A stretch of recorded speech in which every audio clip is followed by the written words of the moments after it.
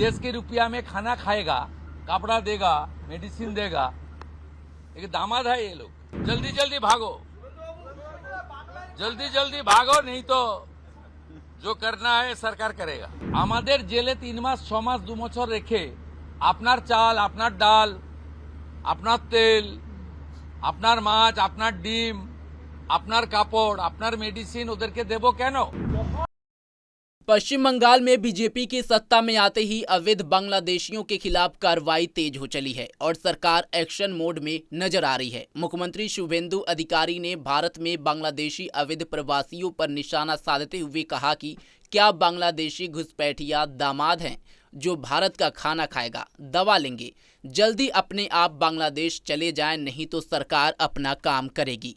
CM Suvendu के इस तेवर से अवैध प्रवासियों में हड़कंप मच गया है और भारत बांग्लादेश बॉर्डर पर अवैध प्रवासियों की भारी भीड़ देखी जा रही है। अवैध बांग्लादेशियों को लेकर शुभेंदु अधिकारी ने क्या कुछ कहा, सुनिए। बहुत सारे लोग जो है हाकिमपुर बॉर्डर, बहुत सारे बॉर्डर पे जमा हो रहे हैं, वो बॉर्डर क्रॉस करना चाह रहे हैं। क्या ये जो ऑर्डर आपने किया था, स्टेट गवर्नमेंट ने किया था, होल्डिंग सेंटर हर एक डिस्ट्रिक्ट में होना चाहिए, उसके बाद डर के मारे जो है लोग बॉर्डर क्रॉस करना चाह रहे हैं। ये एग्जिस्टिंग फॉरेनर्स एक्ट है, कोई नया कानून नहीं है। और ये लोग चला जाना चाहिए और उनका बांग्लादेशी जो नागरिक है उनका लेने का जिम्मेदार तो है उनका। तो जब हम लोग यहाँ से बोल रहा था तब वहां से उनका जो स्पोक्स पर्सन है, मैं देखा था सोशल मीडिया में और यूट्यूब में आया, जो उन्होंने बताया जो बांग्लादेशी है वो तो हम लोग ले लेगा। तो ये सब बांग्लादेशी है, इसको ले लेना चाहिए। लेकिन ये लोग को, पुलिस को हम लोग बता दिया जेल में भेजने का जरूरत नहीं है। देश के रुपया में खाना खाएगा, कपड़ा देगा, मेडिसिन देगा। एक दामाद है ये लोग। जल्दी जल्दी भागो, जल्दी जल्दी भागो, नहीं तो जो करना है सरकार करेगा।